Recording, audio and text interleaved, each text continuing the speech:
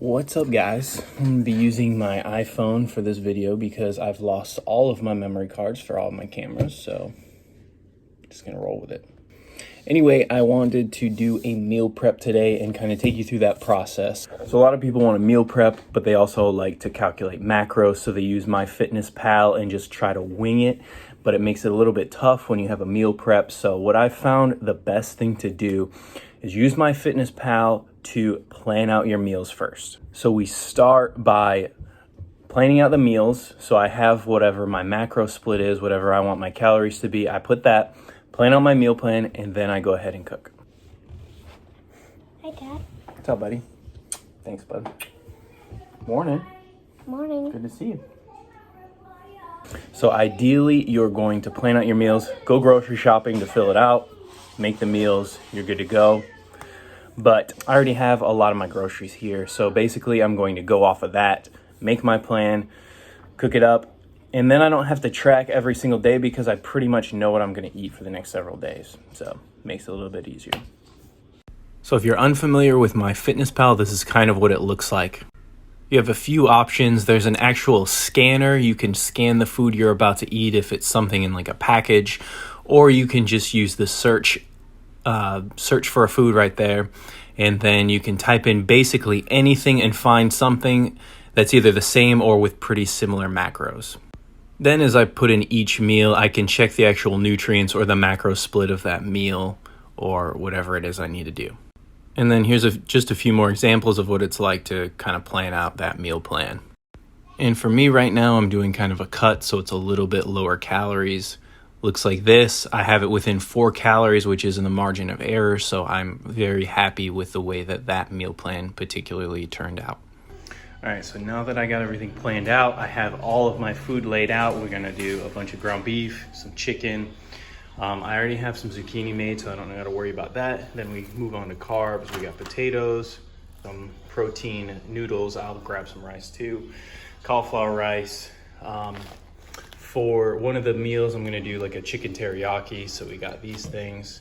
We're gonna do like a Chipotle style bowl. So we got some sauces for that. So I need to grab the black beans as well, but yeah. So now it's just time to cook.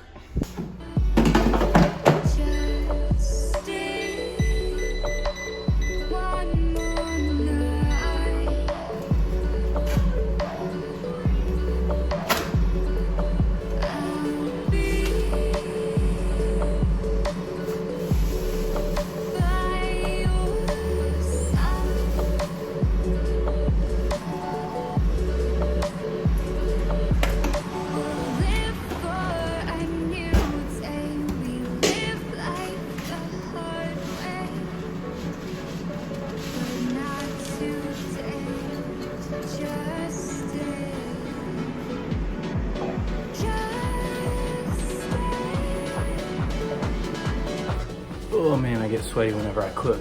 A lot of you may be thinking, how do I even figure out the macros I should be following? But really it comes down to, I have a lot of experience doing this. I've coached a lot of people through this. If you're super unfamiliar, hire a coach.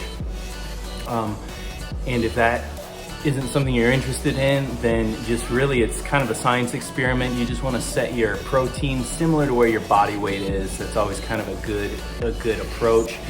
And then your carbs and fat, you kind of just divide them up and you really just see if it works. If it does work, keep doing it. If not, say you're gaining weight, okay, reduce carbs and fat or one or the other, and vice versa if you're losing too much weight. So really comes down to just doing a science experiment and seeing what works best for you. So since I have limited space with counters and tables, I like to do one meal at a time. There's a few ways you can do this. One way is to just say vegetables. You fill each tray with a veggie and then go through with the carb and then the meat and then the sauce. I like to do them one container at a time, maybe a little bit longer, but it's just easier for me to measure out that way. Which brings me to my next big point. Get a food scale if you're gonna do meal preps.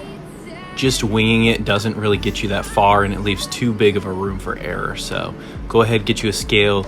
Be kind of precise, at least with most of your meals. You don't have to be super accurate, but getting a good idea of exactly how much you're ingesting will let you know exactly where you need to be and what you need to do next.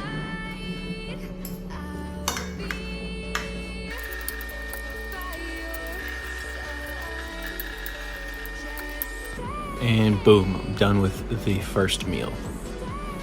And here's a little tip for rice. When you cook it, use some bone broth.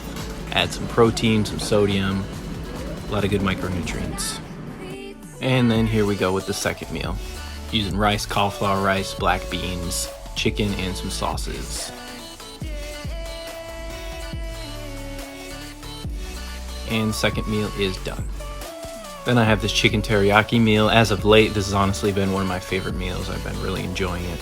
Which leads me to another point. All of your meals need to be sustainable. So just because something's healthy doesn't mean you need to make it. Use foods with the right macro split that you enjoy. And then the third meal is now complete. So for this meal, I wanted to use potatoes, and for the sake of simplicity, I used these little microwavable packets, and then I turned them into mashed potatoes.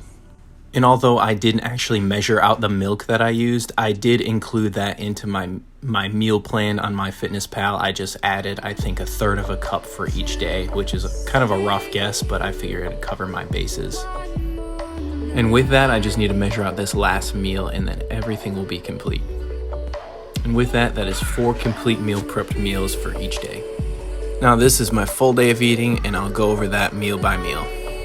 When I first get up, I like to keep it light, so I just got some Greek yogurt granola, and then of course some Legion protein.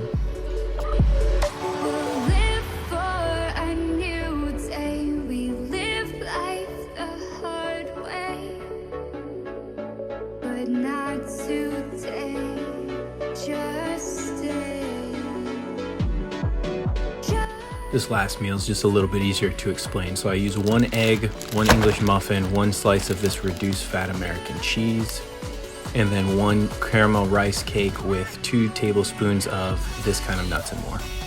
And then usually by the time I'm done, it is time to eat. So I pulled out one of the new meals and had this teriyaki chicken.